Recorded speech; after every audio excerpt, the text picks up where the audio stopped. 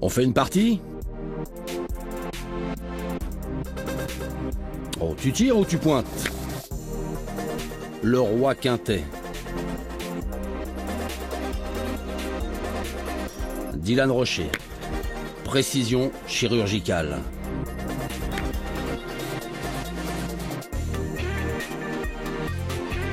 Anna Maillard. Talent. Sagesse.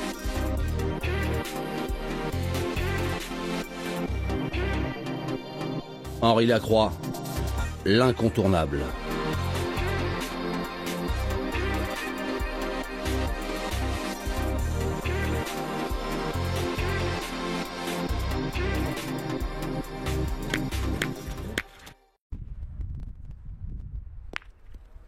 Nous sommes des millions à avoir un jour joué une partie de pétanque en famille, entre amis ou même entre collègues, à la plage, à la campagne ou dans un square de centre-ville.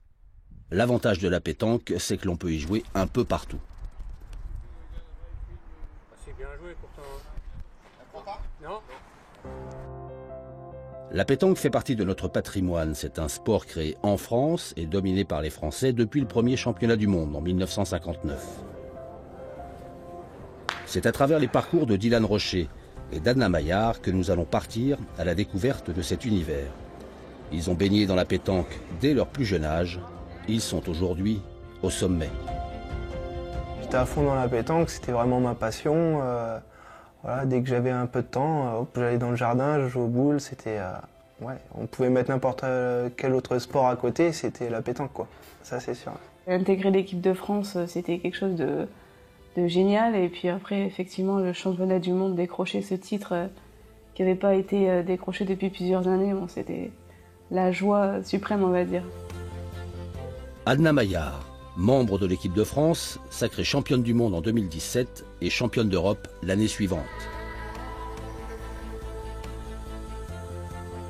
Dylan Rocher, déjà 5 fois sacré champion du monde, la première fois à 21 ans. Ils sont les nouveaux ambassadeurs de la pétanque française. Ce sport français qui gagne.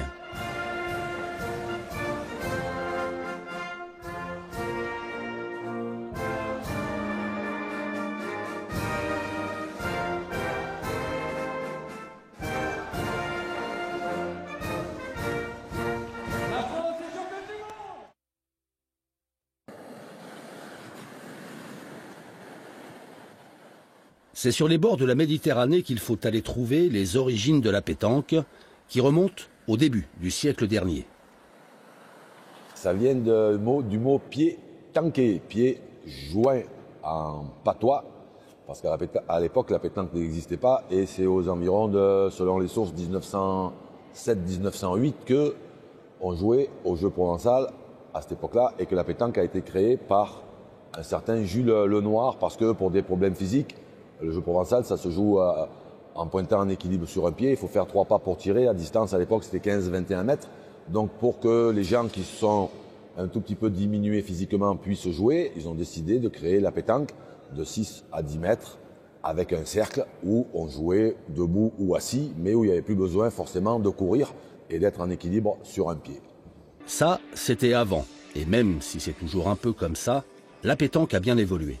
Longtemps considérée comme un loisir, la pétanque est devenue au fil des ans un sport à part entière qui a su gagner ses lettres de noblesse grâce à ses nombreuses médailles internationales.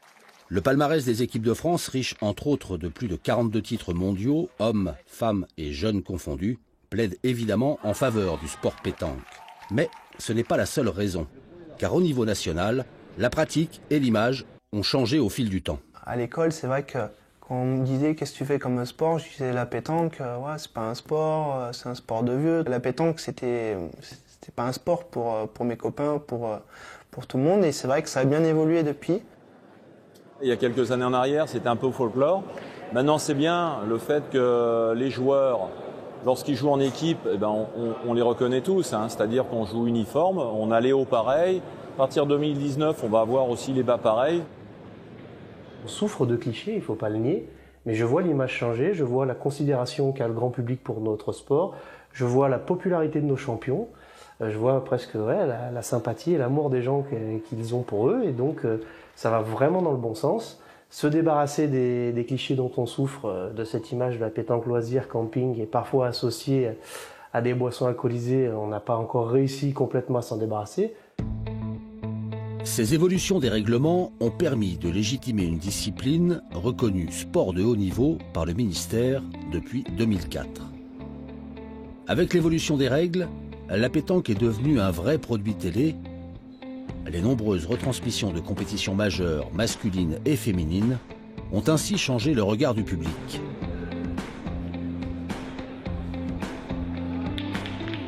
Quand on passe à la télé, on est vu par tout le monde maintenant, parce que la pétanque, c'est quand même, je parle pour la France, moi je suis belge, mais je parle pour la France, c'est quand même un sport national. Et on est vu par beaucoup de gens, on a quand même, on est reconnu un peu partout. Maintenant, je prends un avion, je prends un train, on est reconnu en tant que champion. Donc il y a une grosse évolution au niveau de la médiatisation.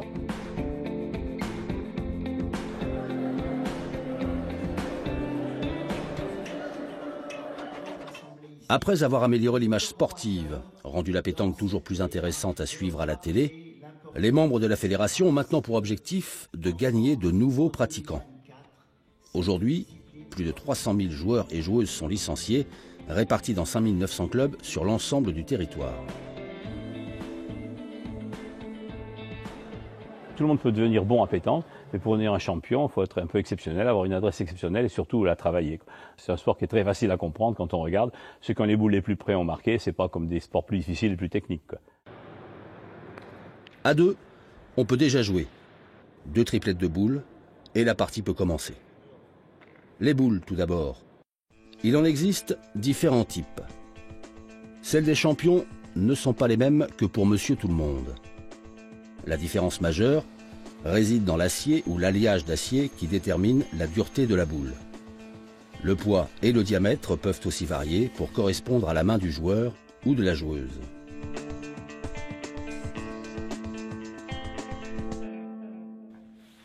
Les joueurs maintenant. Et là, c'est la magie de la pétanque. Tout le monde peut jouer avec tout le monde. Ça commence souvent, bien entendu, en famille. J'ai mon père avec ma mère qui joue à la pétanque et tout petit j'ai voulu faire pareil. Et bon, j'ai commencé à prendre mes premières boules, à les imiter et c'est comme ça que je suis arrivé à la pétanque. Le père il est fort, il fait bouchon. Non, le père il fait ciseaux.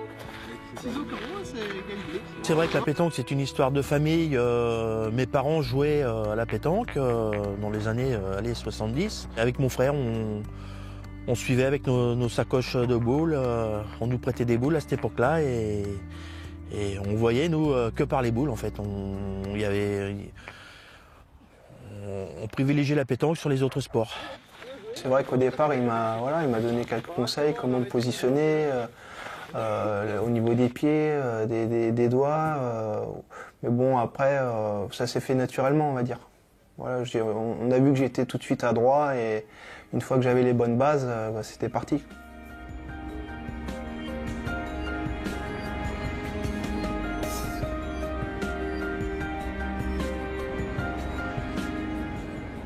Même histoire pour Anna Maillard. Béarnaise de naissance et qui a posé ses valises à Marseille depuis quelques années pour raisons professionnelles.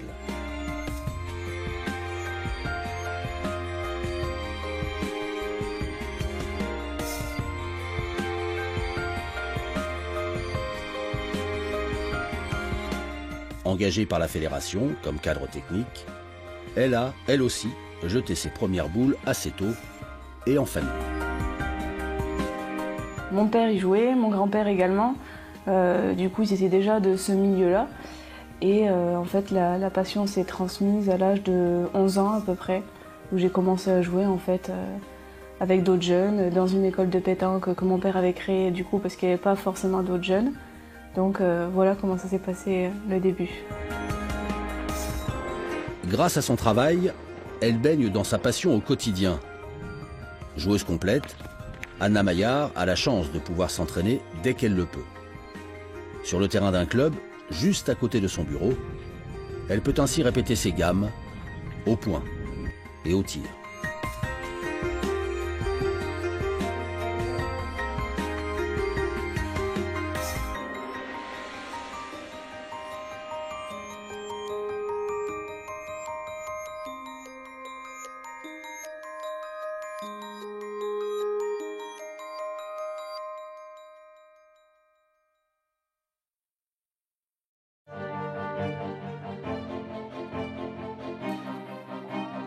En compétition, il existe plusieurs catégories d'opposition. En tête-à-tête, et cela implique de savoir pointer et tirer. En doublette, avec un tireur et un pointeur. Et en triplette, un pointeur, un milieu, joueur capable de tout faire, et un tireur.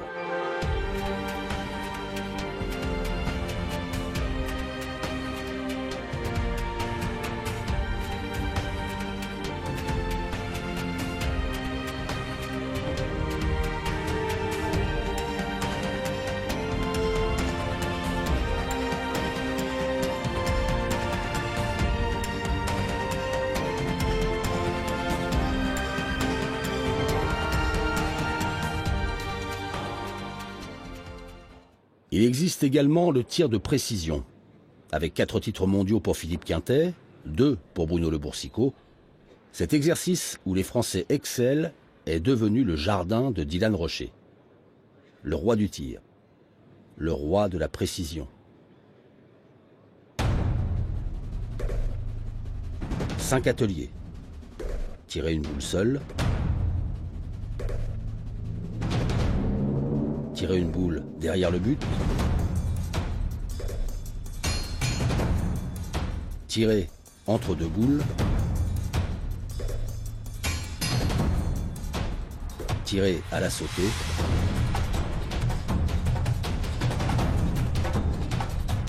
Et enfin, tirer le but.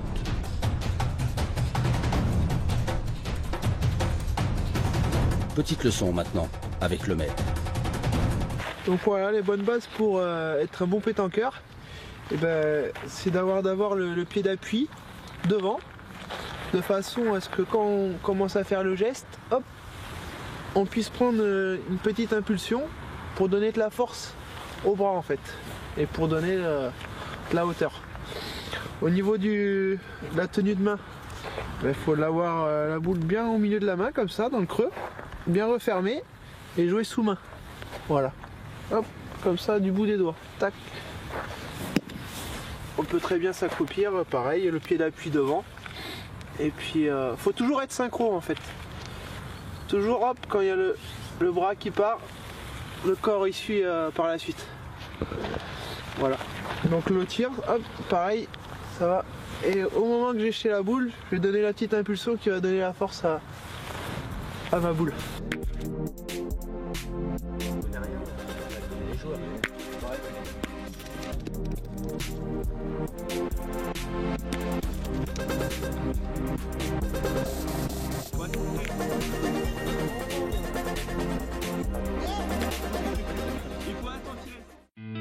Pour Anna et Dylan, il y a eu la transmission du père, mais aussi celle des anciens. Passer ses week-ends à jouer avec ou contre les meilleures joueuses et joueurs français est forcément enrichissant et formateur. Des champions hors normes, comme Philippe Quintet, surnommé le Zidane de la pétanque, 13 fois champion du monde.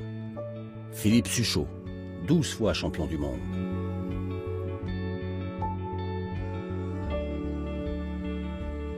Henri Lacroix, 11 fois. Ces trois-là composaient la Dream Team lorsqu'ils ont remporté 3 fois de suite le championnat du monde au début des années 2000.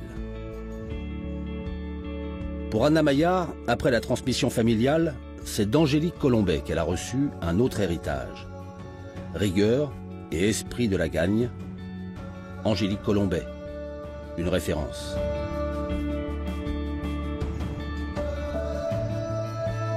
Anna, Angélique et leurs copines de l'équipe de France sont aujourd'hui au sommet.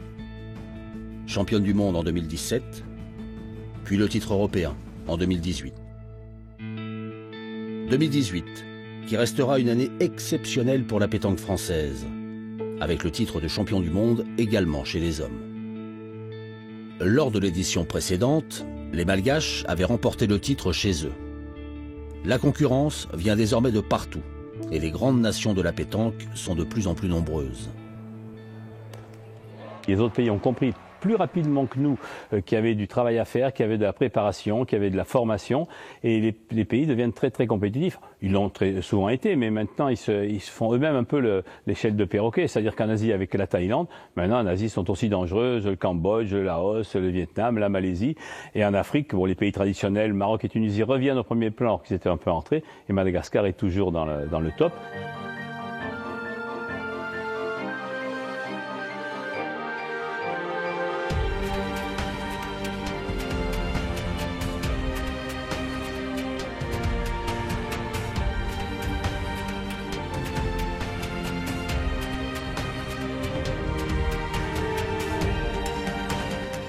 Il y a des évolutions différentes dans certains pays et je pense que même nous maintenant Européens, il va falloir qu'on fasse bien attention aux pays asiatiques comme la Thaïlande et tout ça parce que je pense qu'à un moment donné, on risque d'être dépassé.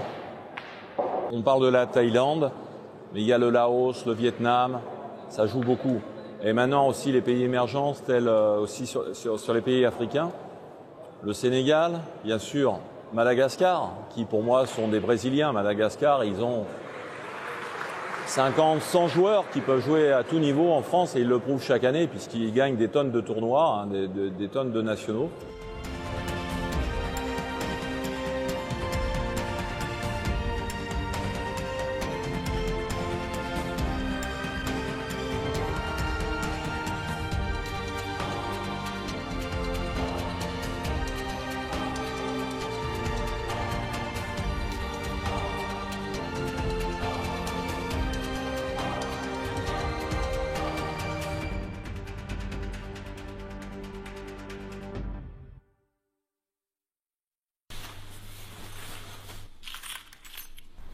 Alors que faire maintenant face à cette nouvelle adversité? Pour les joueurs français, la réponse est plus de professionnalisme. Aujourd'hui, aucun n'est pro, y compris Dylan Rocher.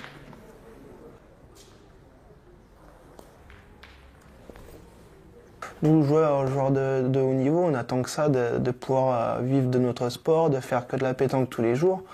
Parce que bon, actuellement, c'est pas facile de pouvoir gérer la vie professionnelle et sportive. Voilà, on travaille toute la semaine, après le week-end on va jouer, on revient, le dimanche soir, il est peut-être 2-3 heures du matin, il faut retourner travailler le lundi matin. Donc de gérer tout ça, les entraînements, tout ça, c'est vraiment pas facile. Et c'est vrai que si on peut que se consacrer qu'à la pétanque, bon, voilà, on accepte volontiers, ouais. Il a pas joué longtemps, il est sorti. Ils ont fait quoi? Ils ont gagné, c'est en 2000. C'est en direct? Ouais, c'est en direct sur une caméra, sur plus. Un joueur français, aujourd'hui, c'est avant tout un roi de la route. 50 000 km par an pour participer aux tournois et concours partout en France.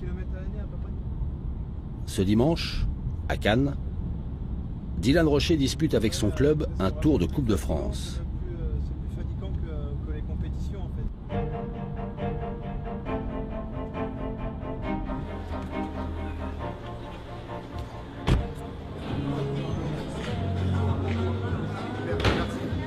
Une photo? Tu veux une photo avec Dylan? C'est bon, hein? Tu veux prendre Bénatia avec toi l'année prochaine? Ah, c'est bon, laisse-le. T'attends pour la passe. Et donc... Comment tu vas? Bonjour Dylan. En forme?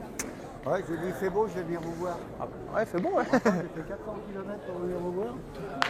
Je me fie pas souvent non plus à l'entraînement parce que des fois l'entraînement et la compète c'est différent. Ça peut arriver de ne pas être en forme à l'entraînement et arriver dans la compète être en pleine forme et vice versa. Je vois bien que j'ai des bonnes sensations depuis le début à l'entraînement. Donc maintenant, on va voir si en compétition ça va être pareil.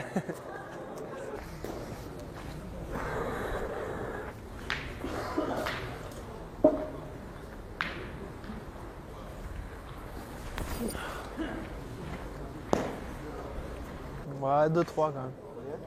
2-3. 2. Ça reste quand même un sport, donc on reste convivial, respectueux avec son adversaire, mais tout en jouant pour gagner et en essayant d'avoir une concentration maximum. Une victoire facile ce dimanche et pas de route à faire pour rentrer. Dylan Rocher n'habite pas très loin. Il pourra attaquer sa semaine de travail plus tranquillement le lendemain. On est encore loin du professionnalisme, un petit peu Chez les hommes, je pense, ils commencent un petit peu à en vivre avec des sponsors. Chez les filles, on en est assez loin aujourd'hui. Je le regrette. Je me dis qu'on peut y tendre dans les prochaines années, avec la médiatisation qui se fait de plus en plus importante, avec la reconnaissance du sport pétanque dans le monde entier maintenant. Du coup, je pense que ça peut évoluer à court ou moyen terme.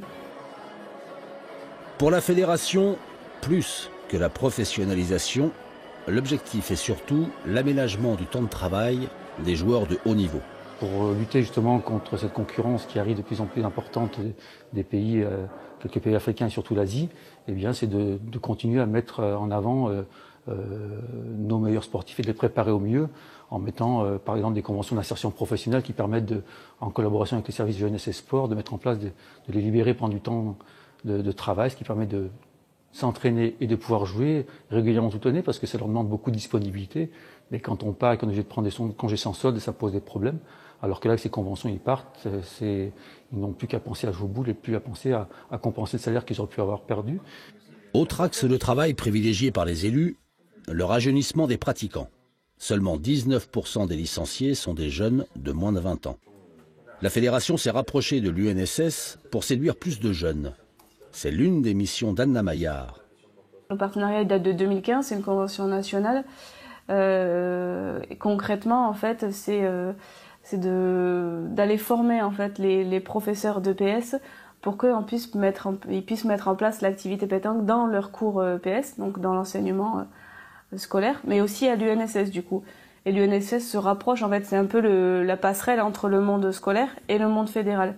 Il y a un championnat de France qui est organisé, il y a des équipes mixtes, donc en fait nous on rebondit sur tous ces atouts pour que ça puisse nous porter des fruits dans le fédéral. Enfin, dernier enjeu majeur pour les dirigeants, féminiser la pratique. Je suis proche d'une collègue qui est aussi sportive au niveau, qui est Anna Maillard, et donc on planche avec elle là-dessus, et il y a beaucoup de choses à faire, et on sait que même si on est en stagnation, on va dire en termes de licences, autour de 300 000 à peu près depuis quelques années, on augmente régulièrement le nombre de licenciées féminines. Donc je pense qu'il est temps en fait de mettre un peu toutes les compétitions et en avant qui pourraient permettre encore le développement de cette tranche, on va dire, de sexe féminin. Plus de conventions d'aménagement du temps de travail, plus de jeunes, plus de féminines. Ce sont les grands chantiers actuels de la fédération pour rester les maîtres du monde de la pétanque. Première bonne nouvelle, Anna Maillard et Dylan Rocher s'occupent eux de la transmission sur le plan familial. Anna Maillard est en couple avec un joueur de pétanque et Dylan Rocher avec une joueuse également. Et chez les Rocher, Maëlie ne devrait pas tarder à jeter ses premières boules.